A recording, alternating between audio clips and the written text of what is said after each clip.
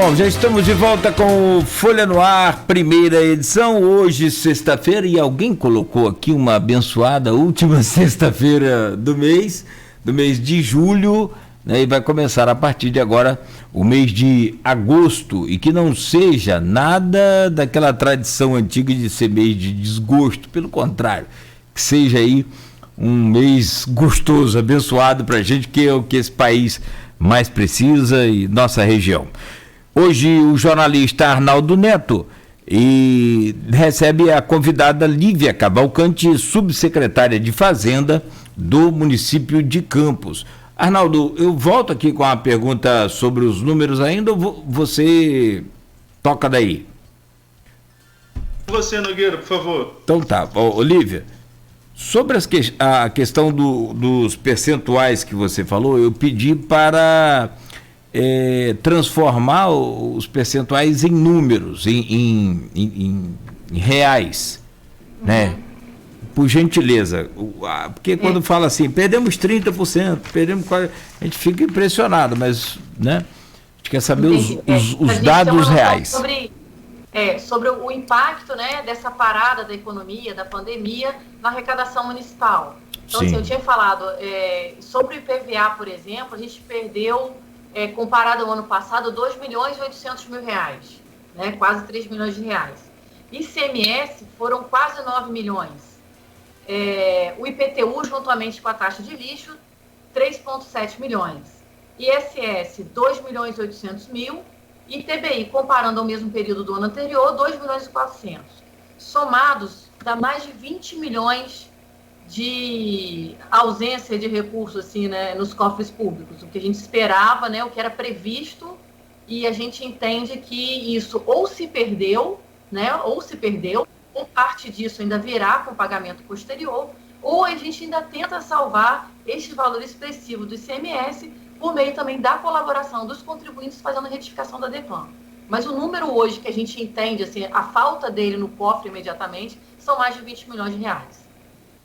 Soma aqui 20.700.000 reais. Desses dados aí que você falou, assim, arredondadamente, digamos assim, Arnaldo. Eu falei de forma arredondada, exatamente. Mas fatos são mais de 20 milhões de reais, como você falou, 20.700.000. Agora, você citou aí de uma possibilidade de receber isso depois, Lívia. Quais foram os tributos e impostos que foram adiados, tiveram seus vencimentos aí flexibilizados até mesmo por esse período mais difícil durante a pandemia? Isso, Arnaldo, desde março, né, desde 18 de março desse ano, a gente tem feito prorrogação dos seguintes tributos, né?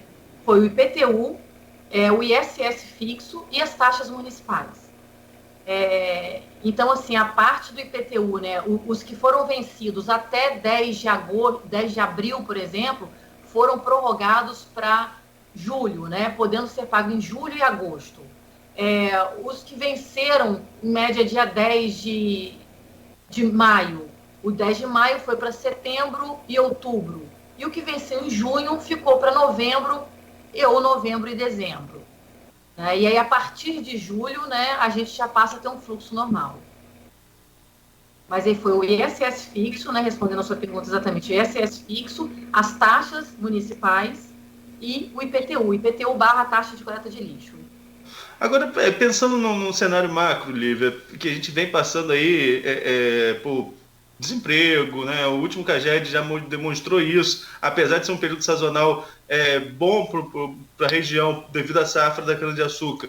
Isso não se expressou nos números desse ano, não apareceu muito forte no número desse ano, porque meio que compensa, perdeu muito em serviço, perdeu muito em comércio, e então não fez assim, um número que a gente sempre fala que é um número maquiado, que é um número que tem uma expressão muito forte por causa da safra da cana. Esse ano isso não aconteceu devido às perdas em outros setores. Então, mas há um desemprego, isso é no país inteiro, né, devido a esse período da pandemia. Há expectativa pela equipe da Fazenda, equipe da economia do governo municipal, de que dá para recuperar alguma coisa esse ano ainda, desses impostos que foram adiados, ou infelizmente, a inadimplência vai ficar alta devido a essa perda no cenário macro? A gente já começa, né, agora em julho, né, de julho para cá, a gente já começa a ver uma demanda, né, dos próprios contribuintes em quitar esses tributos, né, que foram prorrogados, que já começaram a vencer parte deles em julho. A gente vê o movimento dessas pessoas. Anteriormente também a gente viu o movimento das pessoas que, mesmo tendo esses tributos prorrogados, elas ainda decidiram honrar com o pagamento na data originária. Mas, Arnaldo, a gente sabe, né, que a situação ficou apertada para todo mundo. Então, a gente espera, sim, uma inadimplência maior. Realmente espera uma inadimplência maior. Apesar do crédito tributário estar constituído, da cobrança obrigatoriamente ter que ser feita, o crédito está constituído, vai para o ativo do Tesouro Municipal, mas ele fica como ativo, né? A gente entende que uma parte disso não vai se reverter em entrada de recursos como se esperava. Se a gente for pensar assim, a gente já fez outra entrevista aqui e falava sobre o aumento da arrecadação que o município teve durante a gestão Rafael Diniz, arrecadação própria. Esse impacto que a gente tem agora com essa pandemia pode prejudicar todo esse trabalho que foi feito até hoje? Eu não diria assim, a gente sabe que vai ter uma inadimplência, a gente sabe, por exemplo, em relação ao IPTU, o fato gerador é a propriedade do imóvel. Então, aquele imóvel lá construído, ele não vai deixar de existir, né? Ele está lá constituído. O fato gerador dele ocorre todo dia 1º de janeiro.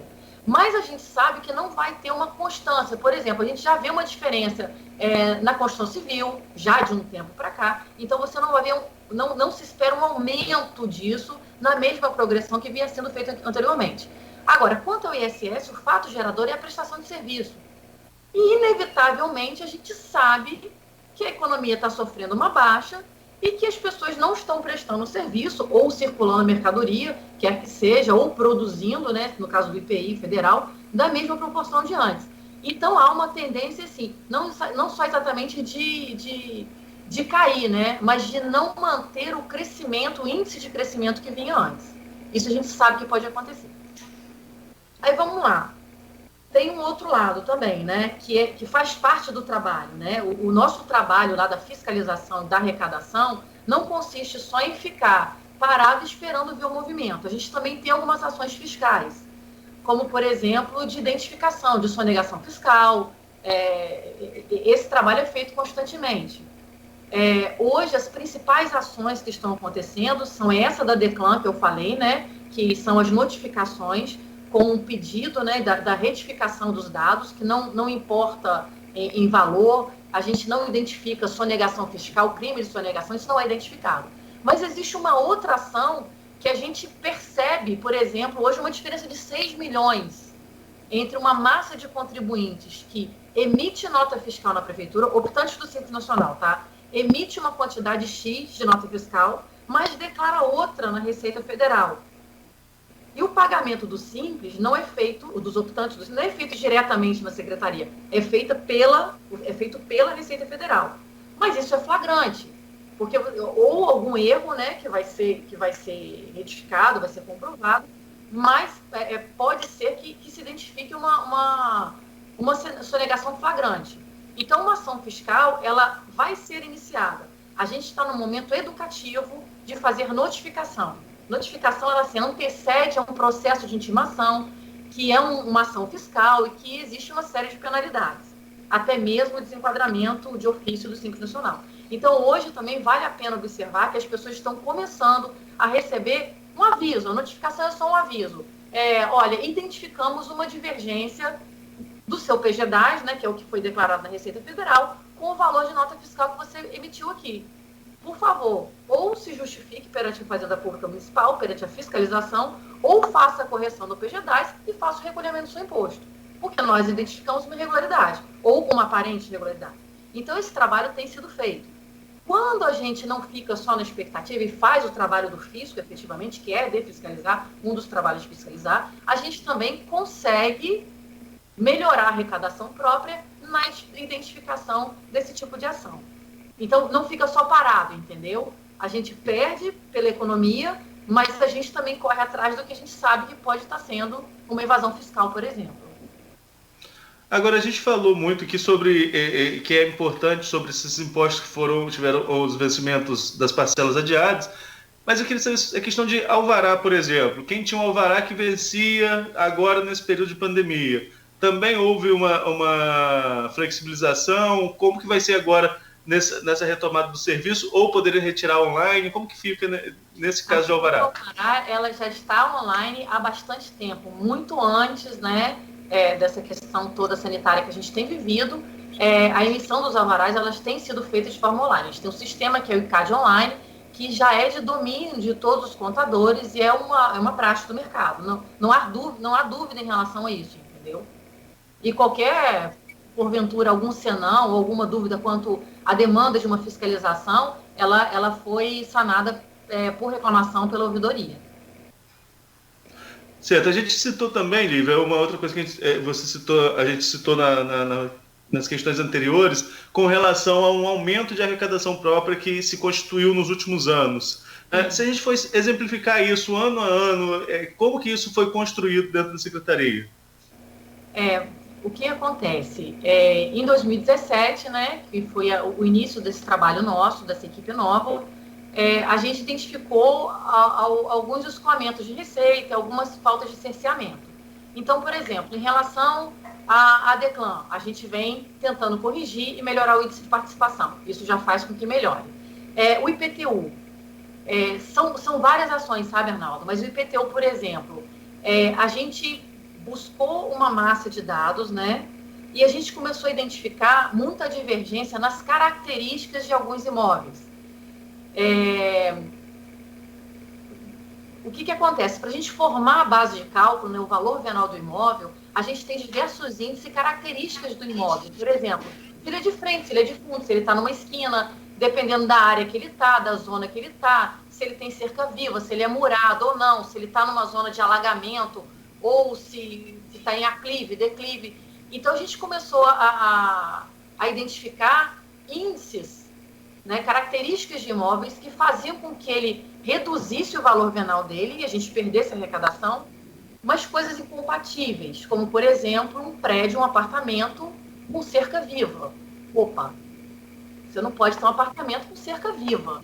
Cerca viva, cai o valor do imóvel. Então, a gente, o cadastro imobiliário tem equívocos flagrantes.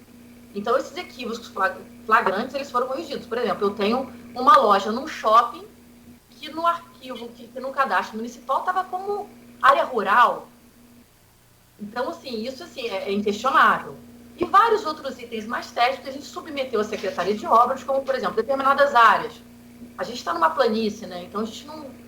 Via de regra, né, no centro da cidade, eu não tenho morro, aclive, declive, que faça com que caia o valor venal do imóvel. Então, isso também foi corrigido. Então, quando a gente corrigiu dados flagrantemente incorretos no cadastro imobiliário municipal, a gente já faz com que o valor venal do imóvel venha para a realidade, né? E, com isso, a gente melhora a arrecadação. Essa foi uma das ações, né, em relação ao IPTU, que foi bem expressivo, entendeu? E que não foi exatamente aumento de tributo, foi só um trabalho da fiscalização. Em relação ao ISS, por exemplo, a gente tem os cruzamentos de dados em relação ao declarado na Receita Federal. A gente tem análise dos principais contribuintes que sofreram uma queda expressiva de arrecadação e a gente tem diligências para identificar esses tipos de divergência. O ITBI, por exemplo, que a gente tinha uma reclamação, eu cheguei lá com uma reclamação muito grande das divergências de valor, né? Às vezes você estava no mesmo... O Arnaldo e o Cláudio moravam no mesmo prédio, a avaliação do seu imóvel foi X e a do Cláudio, 3 meses depois, foi 3X. Opa, tá errado.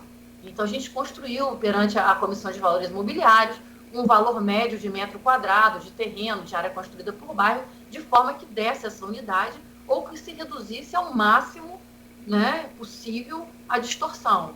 Então, são vários trabalhos pequenos que são feitos e que, no final, acabam gerando um aumento de arrecadação por cerceamento da evasão fiscal e não, efetivamente, de aumento de base de cálculo, aumento da alíquota. Aumento de imposto. A gente não aumentou o imposto em nenhum momento. A gente só fez essas correções de distorção e fazendo o cerceamento da evasão fiscal.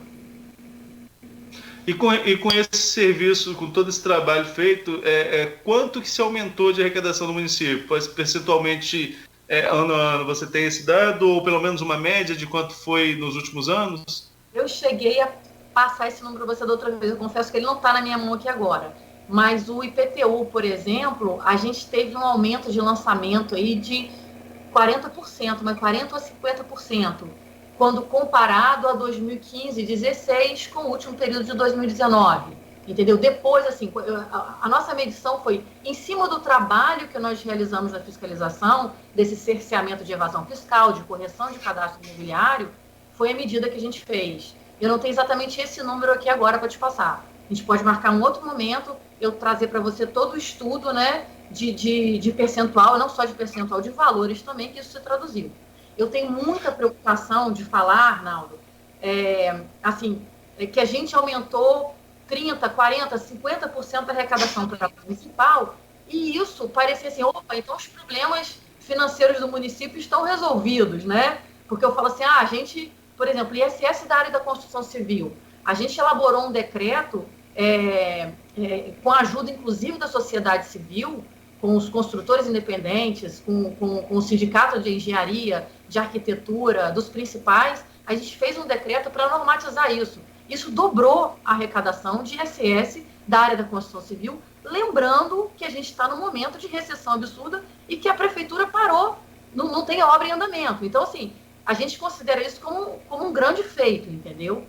Mas aí parece assim, nossa, vocês dobraram a arrecadação e a gente ainda está com um problema financeiro. Eu tenho muito cuidado, né, em falar e chamar atenção disso. Porque ainda assim a arrecadação própria municipal, ela fica em torno de 15% da arrecadação total. E que ainda a perda nossa dos ROIs, em um terço do que aconteceu em 2013 para cá, por exemplo, é muito expressiva. E é o que realmente acaba mandando no bolo, entendeu? Apesar de a gente estar fazendo o dever de casa, que a gente tem resultados expressivos em relação à arrecadação própria, mas perante o bolão, perante as despesas fixas, né, continuadas, como folhas de pagamento inchadas do período para cá, né, que não se demite, isso realmente estoura o orçamento público e ainda a arrecadação própria municipal, ela não supre isso, apesar de todo o trabalho e de todo o resultado positivo que a gente tem apresentado. Você mais cedo citou, Lívia, que... Nogueira? O seu reverb aí, alguma coisa assim. Ah, sim. Por favor. Não, a Lívia mais cedo falou com relação à questão de um legado da secretaria, né, desse trabalho que foi feito. O que você destacaria como principal ponto? É isso mesmo, de fazer essa revisão e fazer aumentar a arrecadação própria, ainda como você destacou bem, não é fonte principal de receita do município, porque a fonte de royalties ainda é muito expressiva, apesar de estar em declínio, ainda é muito expressiva, mas o principal legado é esse, de se organizar para que se pudesse fazer esse aumento de arrecadação ao longo do tempo? Arnaldo, a gente, assim, da parte técnica, que é engajada com o trabalho técnico, que a gente tem responsabilidade, que a gente não...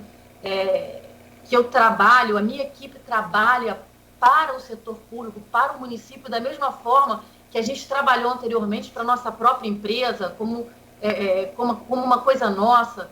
A gente tem um orgulho muito grande de fazer parte dessa administração do Rafael Diniz, porque apesar de todo o cenário que a gente encontrou, de todas as dificuldades que toda a cidade sabe que não foi pequena, a gente tem um orgulho muito grande de poder ter trabalhado.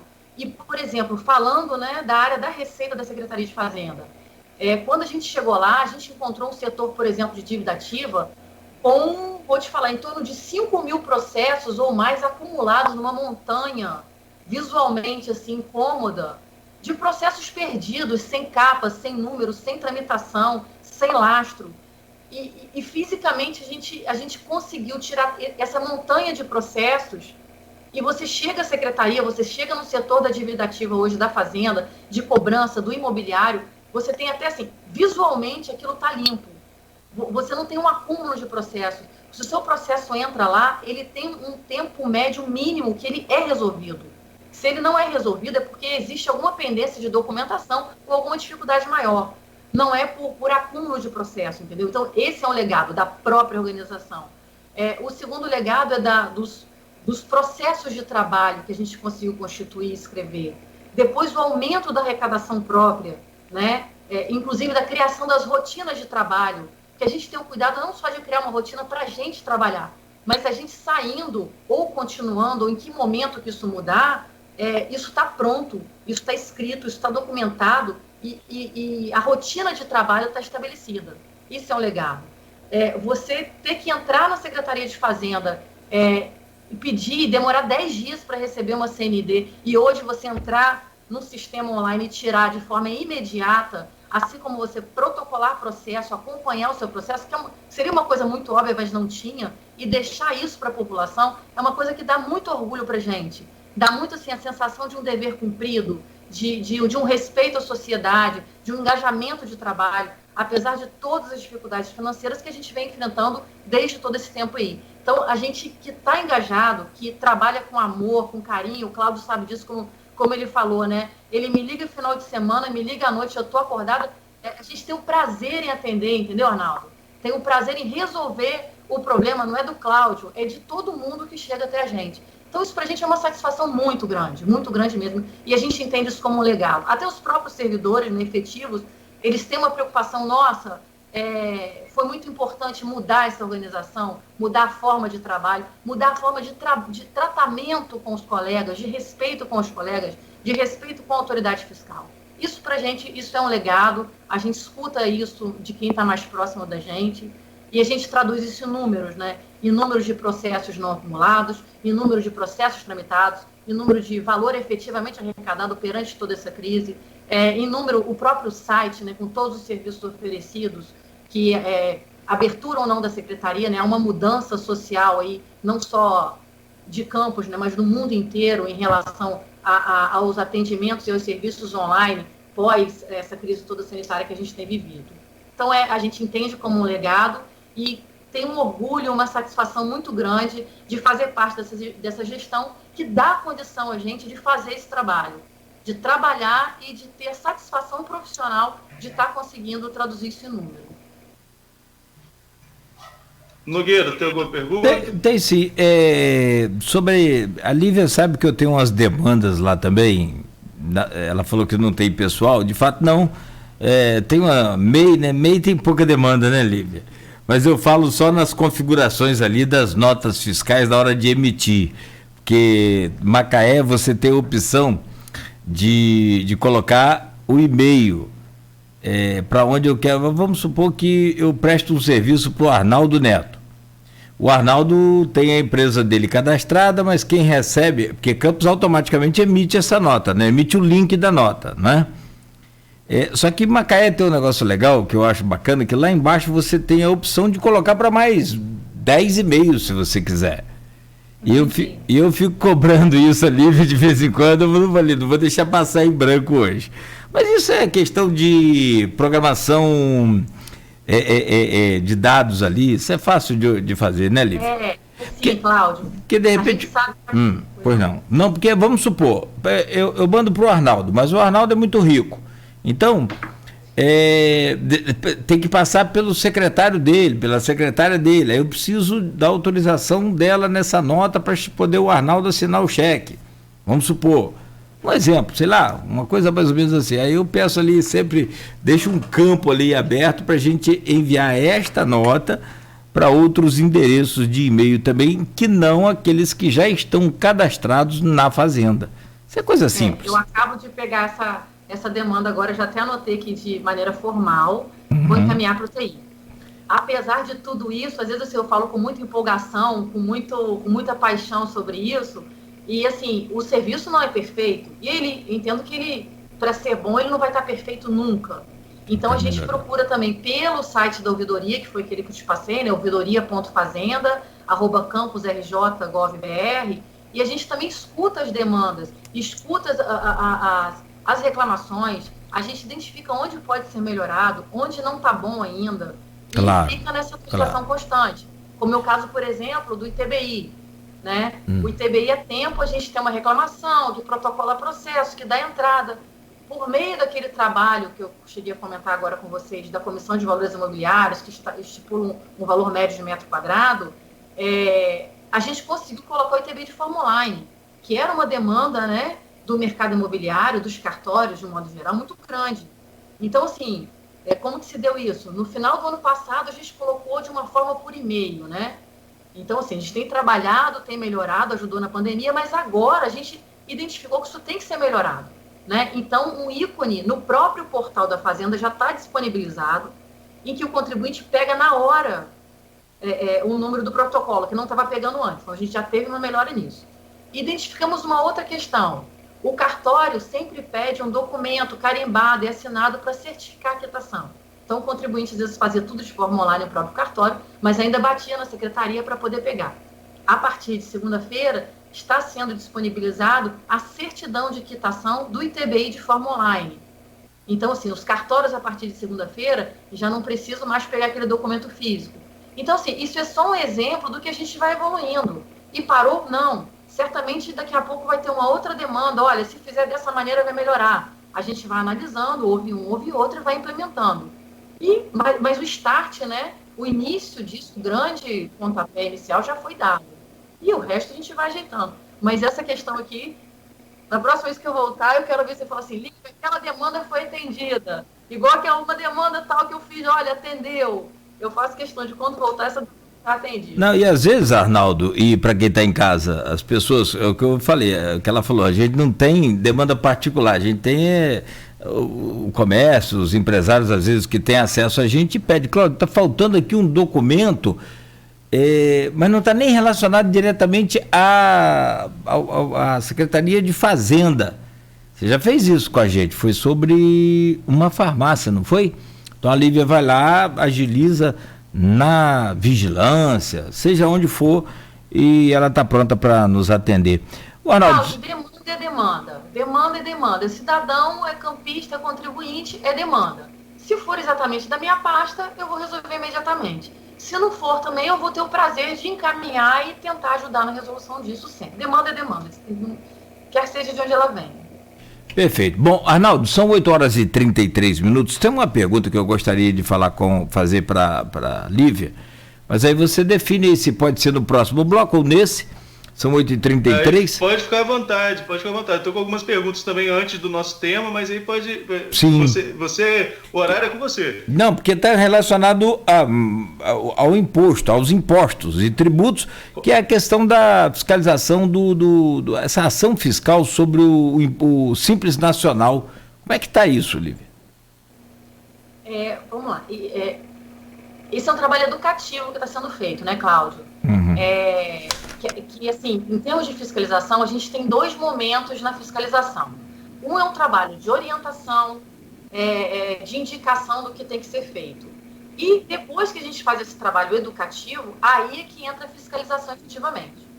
Em relação ao Simples Nacional, como eu tinha falado, foram identificadas diversas divergências, né, entre o declarado pelo contribuinte na Receita Federal e entre os valores efetivamente emitidos de nota fiscal. Então, a gente, nesse momento, está fazendo um trabalho educativo de notificar essas pessoas e avisar, olha, encontramos essa divergência. Ela procede? Não, não procede. Então, por favor, explique. Ou, se ela procede, por favor, faça a correção antes do início de uma ação fiscal. Porque se você for lá e fizer essa correção, pronto, você corrigiu, está resolvido o problema. Então, essa é a parte educativa. Passado esse momento, entra uma fase mais incisiva, que é da fiscalização efetiva. É aberto um processo de ação fiscal, né, com termo de início de ação fiscal, e aí a gente já começa a não ter a demanda espontânea, né? A gente já começa a identificação, e aí tem uma série de punições, multas, sanções, levando até o desenquadramento retroativo do Simples Nacional da Receita Federal. Isso é muito ruim. Isso é muito ruim para o contribuinte, isso é muito ruim para a sociedade, isso é muito ruim para todo mundo, né? Porque você imagina, às vezes você teve um equívoco, né, no seu PG-10 há 4 anos atrás, por exemplo. Você foi notificado, foi solicitado que seja feita a divergência, fez tudo, aí não fez. Quando não fez e entra uma ação fiscal, você, além de ter que fazer, além de ser feito de ofício, você ainda gera um tributo para pagar, gera uma multa expressiva e você é desenquadrado do Simples Nacional desde a época retroativa. Então, assim, é um prejuízo muito grande, entendeu, Cláudio? Porque aí você não vai pagar só o ISS, dependendo do tipo de atividade que você exerce, você vai pagar um INSS a 20%, que você paga uma taxa reduzida. Então, assim, é realmente bem ruim. Então, assim, o que eu tenho chamado muita atenção para essa ação, assim, vamos aproveitar para resolver na fase que está da orientação, na fase que a gente está no processo educativo. Porque a pessoa retifica, se gerar algum valor para pagar, tem as opções de parcelamento na própria Receita Federal. Então, assim, a gente tem muitos caminhos para a resolução dessa questão. Não deixar chegar a ação fiscal. Ninguém quer fazer uma ação fiscal assim, o fisco não quer fazer, eu não gostaria de fazer, porque as punições elas são severas. E, infelizmente, a gente também tem a obrigação de fazer. Então, a gente está nesse... Sim, vamos ao intervalo ou dá tempo mais uma pergunta? Manda mais uma aí, por favor. Eu vou trazer a pergunta do Maurício Batista, né, nosso ouvinte assíduo aí. Ele está perguntando, Lívia, o contribuinte precisa se dirigir à Secretaria de Fazenda para parcelar os boletos vencidos do IPTU ou consegue fazer online? Aí eu vou dividir essa pergunta dele em duas. Os vencidos antes da pandemia e os vencidos durante a pandemia, porque há uma certa diferença aí, né? O que acontece? Os vencidos, todo o tributo que foi vencido durante a pandemia, ele é do ano corrente. E os boletos estão disponíveis no site da Fazenda. Ele pode entrar lá e pode tirar. Todos do ano corrente. Tudo que é despesa de ano, tudo que é arrecadação do ano corrente, ela não está disponível para parcelamento. Agora, em relação aos débitos, né, gerados do ano anterior, né, de 2019 para trás, esses sim eles podem ser parcelados. Esse é um serviço que ainda não está disponível no site da Fazenda. Então, se ele quiser fazer o parcelamento, ele vai ligar para um daqueles 3 telefones e vai fazer o agendamento. Caso ele queira simplesmente pagar sem fazer o parcelamento, é só emitir o boleto pelo site da Fazenda. Bem simples. Agora, nesse caso aqui do IPTU, não sei se não seria isso também. Porque quando o carnê do IPTU diz que o boleto, depois de vencimento, você tem que ir à Fazenda para retirar outro. Uhum. Agora, o que venceu em abril, maio e junho, não precisa desse procedimento. Paga com o próprio carnê, não é isso? Não, ele precisa tirar uma guia nova pelo site. Precisa tirar? Aí é pelo próprio site? Pelo próprio site. Eu vou tentar fazer um quadrinho aqui. A gente teve 3 vencimentos de IPTU prorrogados. 10 de abril, 10 de maio e 10 de junho. Esses três vencimentos sofreram prorrogação. Em relação a 10/4, ele foi prorrogado para julho, podendo ser pago em 2 parcelas, julho e agosto. O que venceu em 10 de maio, ele foi prorrogado para setembro, podendo ser pago em setembro e outubro. E o que venceu em 10/6, ele foi prorrogado para novembro, podendo ser pago em novembro e dezembro. Por que dessa maneira? Desde o começo, nós tivemos uma preocupação com o fluxo de caixa, né? Porque a gente pensou assim, puxa, vai chegar julho, agosto, setembro, vai prorrogar tudo para dezembro, vai chegar em dezembro, você tem 5, 6 parcelas para pagar. Então, assim, quando a gente pensou na prorrogação de abril, não vamos jogar tudo para julho, porque vai chegar em julho, você vai ter 2 parcelas para pagar, a de julho e a de maio. Então, vamos pegar, a de abril, desculpa, vamos pegar essa de abril e vamos dividir, porque você vai tendo uma parcela e meia por mês até o final do ano para pagar, entendeu? Você vai diluindo aí, vai melhorando esse fluxo de caixa. Mas todos esses vencimentos você pode tirar pelo site. Entra no site, faz a emissão da guia. Respondi? Acho que sim, com certeza. Nogueira. Bom, vamos lá, são 8h40, agora pulou aqui rapidamente o intervalo, então voltamos para o fechamento. O próximo bloco, serviços disponíveis online, que a gente já falou, a gente já adiantou, e outros assuntos ainda com relação à Secretaria de Fazenda no município de Campos, conversando com a subsecretária de Fazenda Municipal, a Lívia Cavalcante. Arnaldo, se você me permite, Lívia também, só para fechar esse bloco aqui com relação a uma solidariedade do Grupo Folha da Manhã, o tradicional bar do Queijinho, nosso eterno rei do quibe, corre o risco de encerrar suas atividades em função aí da crise da pandemia. Foi criada uma vaquinha online e nós do Grupo Folha disponibilizamos o link em nossos sites, tanto no portal folha1.com.br, quanto aqui no site da Folha FM 98.com.br. O que você puder ajudar, toda a arrecadação será revertida para a manutenção aí do bar do Queijinho, ok? Entra lá no site nosso que fica fácil, porque divulgar aqueles códigos ali do Vaquinha Online acaba complicando muito. 8h41, voltamos em instantes com o Laboratório Plínio Bacelar e Clínica Proteus, aqui na Folha FM, o Folha no Ar, primeira edição. Quando se pensa em